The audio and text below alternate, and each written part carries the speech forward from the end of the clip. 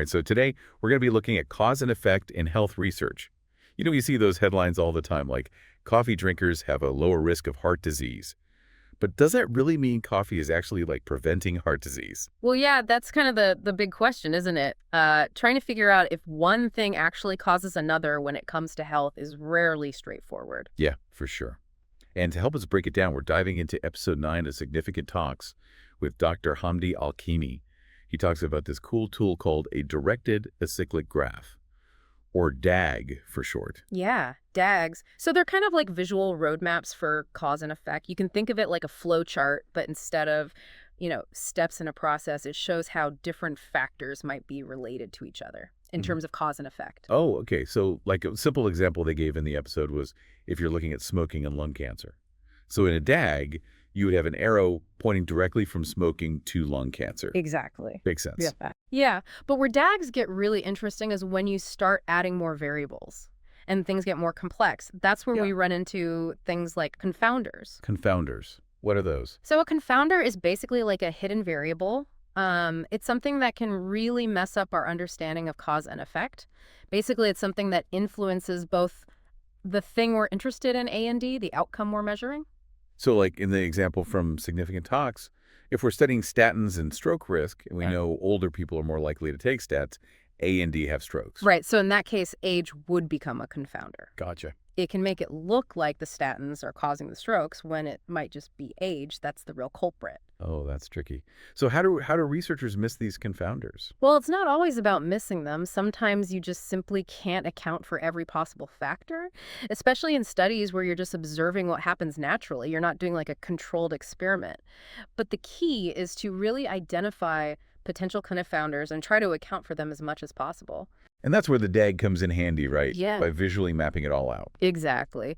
But, confounding isn't the only curveball we have to watch out for. Sometimes the relationship between variables can actually be reversed, and that's where colliders come into play. Reversing this story. Okay, now I'm really intrigued. What are colliders exactly? So think of a collider as the opposite of a confounder. It's a common effect of both the thing we're looking at and the outcome. Dr. Alhakimi gives a great example about this. He's talking about studying the effects of pain treatments. Okay. So imagine people with severe pain are more likely to choose either surgery or strong painkillers. Okay. Yeah. So the choice of treatment then becomes a collider. It's affected by the pain. So if you analyze the data without considering that it might look like choosing surgery, somehow causes people to avoid strong painkillers. Exactly. When really it's just that severe pain is driving both choices. So these colliders can really mess with our interpretation of the data. So confounders and colliders can seriously distort the results of studies, which then leads to those like misleading headlines we were talking about at the beginning.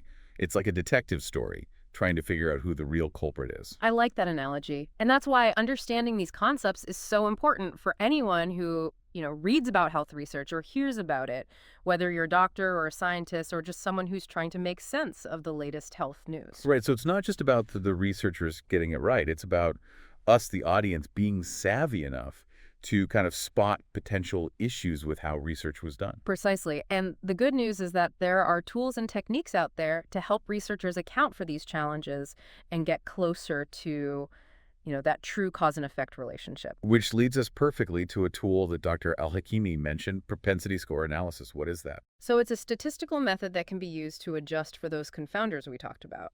It kind of creates like a score for each person in the study based on how likely they were to be exposed to the thing we're studying, taking all those potential confounding variables into account. So instead of just comparing coffee drinkers to non-coffee drinkers, you're comparing people with similar propensity scores, even if they fall into different groups. Exactly. And it helps to create a more balanced comparison and sort of minimizes the distortions that confounders can cause. Gives you a clearer picture of whether coffee itself is truly affecting the outcome. So that's really useful, like evening out the playing field to isolate the effect of what you're really interested in. Right. And the great thing is propensity score analysis can be used in a lot of different ways, matching people with similar scores or stratifying them into groups or even weighting them differently in the analysis. So it's not just one method, but a whole versatile tool. Precisely. Yeah. And it's all about, getting us closer to understanding true cause and effect. So we've got these DAGs that help us visualize those relationships and spot potential pitfalls. And then we've got these techniques like propensity score analysis to statistically adjust for those confounding factors. It's like a 1-2 punch for untangling this whole cause and effect puzzle. Yeah. This is already making me look at health headlines a little differently now. That's exactly what we want, because even well-conducted studies can be influenced by these factors. So having a healthy dose of skepticism is always a good thing. Skepticism, but also curiosity, right? This is really making me want to learn more about these concepts and how they're actually used in different studies. That's the beauty of it, isn't it? The more we learn, the more we realize how much more there is to discover. Speaking of discoveries, there's this other interesting concept that came up in the source material: effect modification.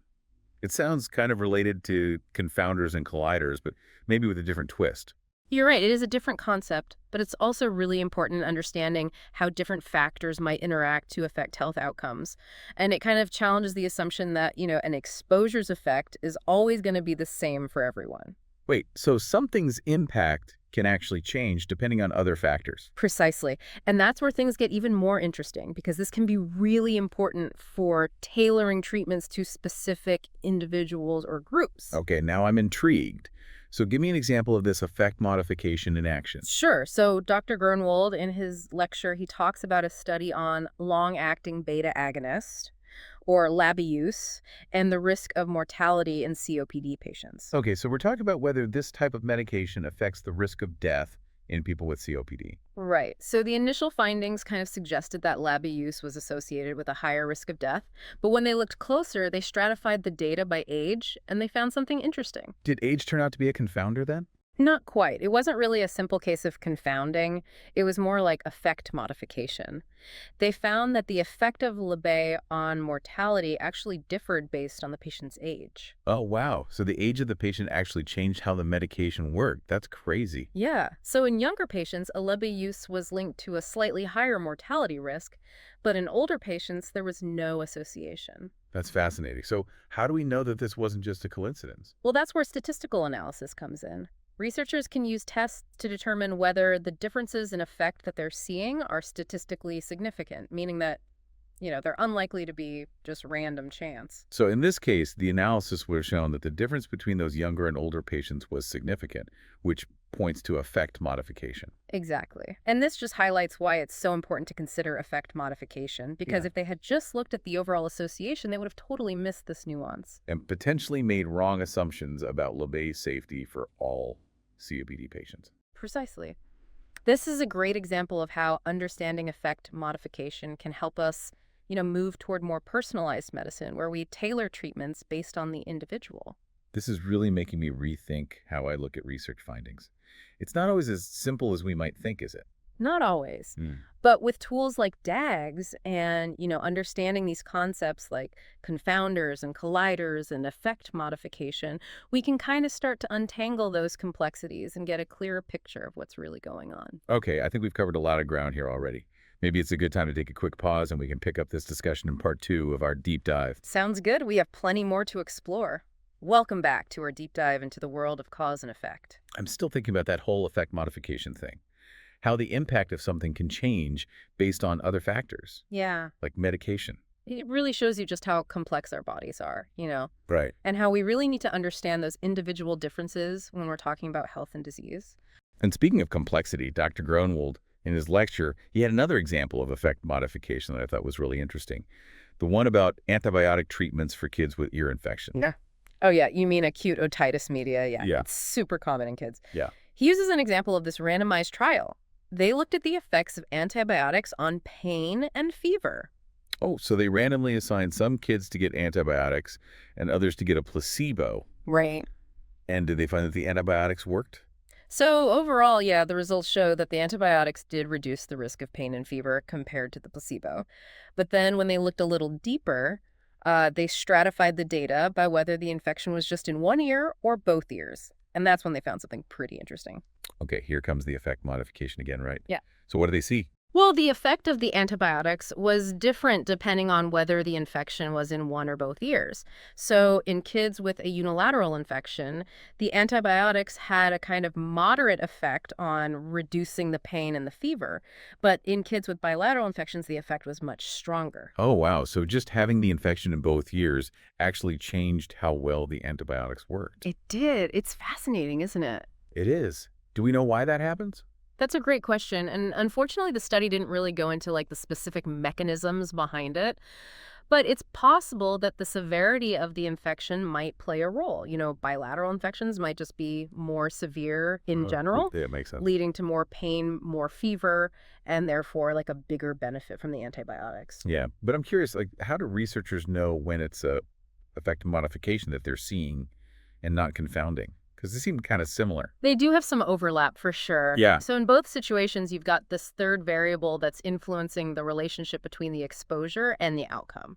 But there is like a key difference. Okay, break it down for me. What's the difference? So with confounding, that third variable is causing both the exposure and the outcome, like it's distorting the association. Okay. But with effect modification, that third variable isn't causing the exposure, it's just changing how the exposure affects the outcome. Okay, so in the antibiotic example, whether the ear infection was in one or both ears, didn't cause the child to get antibiotics. That was random. But it didn't affect how well the antibiotics work to reduce their pain and fever. Exactly. And that difference is really important in how we interpret the results. So if it's confounding, we try to control for that confounder to get a better picture. But if it's effect modification, then we actually want to understand those different effects in the different subgroups. That's a really good way to put it. With confounding, we're trying to eliminate that distortion. Mm-hmm. But with effect modification, we actually want to understand that variation and use it to kind of tailor our approach. This is really making me appreciate just how much goes into this kind of research. Yeah. It's not always just a straightforward path to figuring out cause and effect, is it? It really isn't. It's like piecing together a puzzle, Right. trying to get that full picture. And sometimes we have to consider those alternative explanations like effect modification when the pieces just don't seem to fit neatly. Right. Well, it's definitely challenging, but exciting for sure. Mhm. It's like we're these detectives Yeah. trying to solve this big mystery of health and disease. I like the way you think. And just like any good detective, we really have to be meticulous and thorough. We have to consider all the possibilities and not jump to conclusions. Speaking of being meticulous, there's this other tool that was mentioned, the source material, that I wanted to ask about propensity score matching. Yeah. It sounds like a fancier way of dealing with confounders. Yeah, you're right. Propensity score matching takes things a step beyond just adjusting for those confounders in the analysis. Yeah. It's trying to actually create groups of people that are really similar in terms of their baseline characteristics, even if they're different in their exposure status. So instead of statistically controlling for confounders, you're actually trying to match individuals based on their likelihood of being exposed, considering all those confounding variables. Exactly. It's kind of like creating this virtual randomized controlled trial. You're matching people who have similar propensity scores. Right. So that's their estimated probability of getting that exposure. But they ended up in different groups, some exposed, some not. Right. I could see how that would really help to minimize the impact of those confounders. So if the groups are similar, except for the exposure, then any difference in outcomes is probably due to the exposure itself. Exactly. So by creating those more balanced groups, propensity score matching can allow for a more robust estimate of the true effect of whatever the exposure is. That's super cool. Yeah. But it also sounds really complex. How do researchers actually match people based on these propensity scores? It's a multi-step process. So first they have to develop a statistical model to estimate each person's propensity score.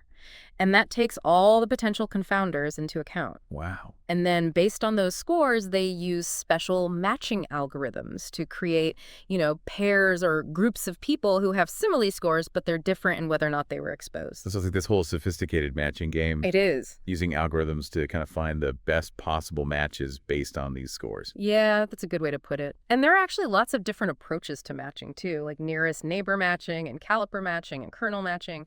They all have their pros and cons. The best choice kind of depends on the specific research question and the type of data. It sounds like there's a lot of nuance involved in getting it right. Are there any potential pitfalls to watch out for? Oh, for sure. One of the most important things is making sure that the model they use to estimate those propensity scores is actually good. Making sure it accurately reflects the relationship between the confounders and the exposure. Right. Because if that model is off, then it can lead to biased results even after you do all that matching. So the quality of the matching is only as good as the quality of that first model. Exactly.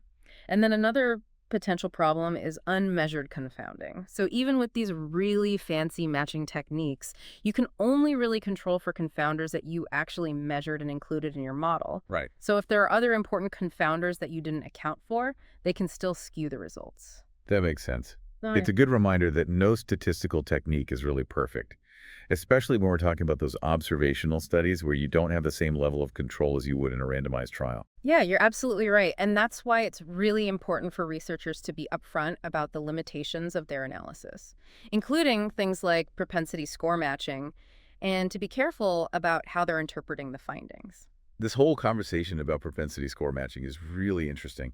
I mean, it just highlights the level of detail that's involved in really untangling cause and effect. It's like this whole world of statistical tools and strategies. It really is. It kind of shows how clever researchers are at coming up with ways to deal with all the challenges that come with observational studies. Yeah. And it helps get us closer to understanding the real impact of different things on our health. It's amazing. But before we get too deep into the weeds of, all these statistical methods, I want to kind of zoom out for a second.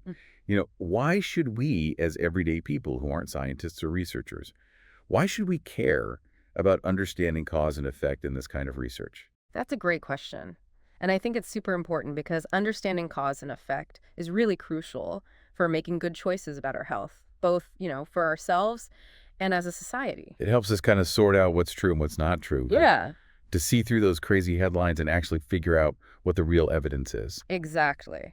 So it helps us be smarter consumers of all that health information that's out there. We can actually question claims and demand evidence because, as we've seen, those relationships between things are often a lot more complicated than they seem. Yeah, we have to be aware of those confounders and colliders lurking in the background ready to trip us up. Exactly. And remember that the effect of something can vary from person to person. Yeah. Depending on their individual characteristics and other factors. That's where effect modification comes in. So it's really about being informed and empowered and being actively involved in our own health. Yeah. Making decisions based on, the best evidence, not just hype or fear. Couldn't have said it better myself. It's about advocating for ourselves, asking our doctors the right questions, and participating in those important conversations about, public health and policies. So it's not just being a bystander to our own health. Exactly. And that's the whole point of this deep dive, to empower you with that knowledge and those critical thinking skills that you need to navigate all the health information out there and make decisions that will improve your well-being. I feel like this has been so enlightening. We've covered so much. Yeah. But it feels like we've only scratched the surface. I know, it's a lot. There's so much more to explore. There is. Thankfully, we have one more part to this deep dive, so let's take a moment to gather our thoughts, and we'll come back and explore some more. Sounds great. I'm looking forward to it. Welcome back to the final part of our deep dive into cause and effect in health research. Yeah, it's been quite a journey, hasn't it? It really has. We've learned about DAGs and confounders and colliders and even the things like effect modification and propensity score matching. Right. I feel like I have a whole new understanding of how researchers figure this stuff out, like what actually causes these things, what impacts our health. Yeah, it's like we've been peeling back these layers of complexity. Yeah. Right. So in this last part, I kind of wanted to shift gears a little bit. Okay. And think about things on a bigger scale. So moving beyond those individual studies and thinking about causality on a population level. Zooming out to the big picture. Exactly. Okay, I'm interested. So what does that actually look like? Well, so far we've mostly been talking about trying to figure out if one specific thing is causing a specific outcome, in a certain study. Right, like does this drug cause this side effect in this group of patients? Exactly. Or does smoking lead to lung cancer? Right. In the people that we're observing.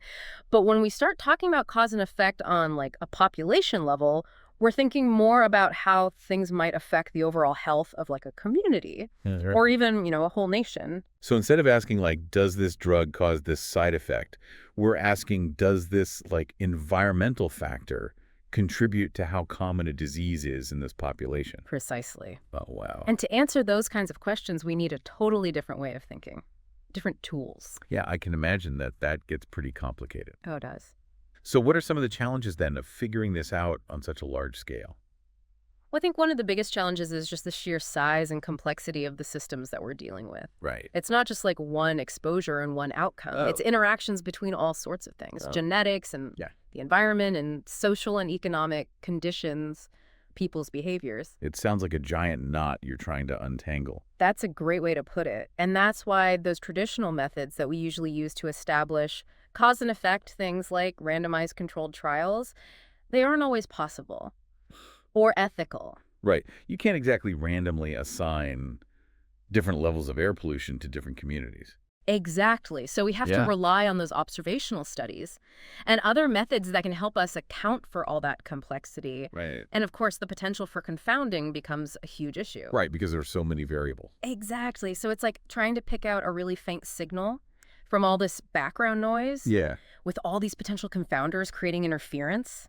And to do that, we need to draw on knowledge from all these different fields, epidemiology, statistics, social sciences, economics, environmental science. It's really a team effort. That's amazing. Yeah. So can you give me a concrete example of how understanding cause and effect at that population level actually makes a difference? Sure. Let's think about air pollution. Okay. So by studying how air pollution affects like respiratory health at a population level, we can figure out, which pollutants are the most harmful and then use that information to create policies that reduce those emissions. So it's kind of using that knowledge to inform, regulations and things that could improve air quality for everyone. Exactly. And it can also help us understand those inequalities, like which communities are being hit the hardest by air pollution. And that can help us advocate for environmental justice. Yeah.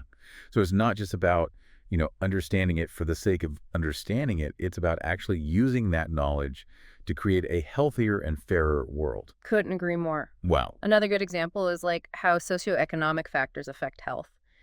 So by understanding the connections between things like poverty and education and those health outcomes, we can then, design programs and policies that actually address those inequalities and try to improve the health of those most vulnerable. It's like acknowledging that, health isn't just about individual choices or biology, but also about the environment and the circumstances that people live in. Precisely. And by really understanding those broader things that determine health, we can shift from just reacting to disease to actually preventing it. It's moving from a reactive approach to healthcare to a more proactive one. Exactly. Addressing the root causes and working towards a healthier future for everyone. That's amazing. So understanding cause and effect at this population level really empowers us to advocate for better policies.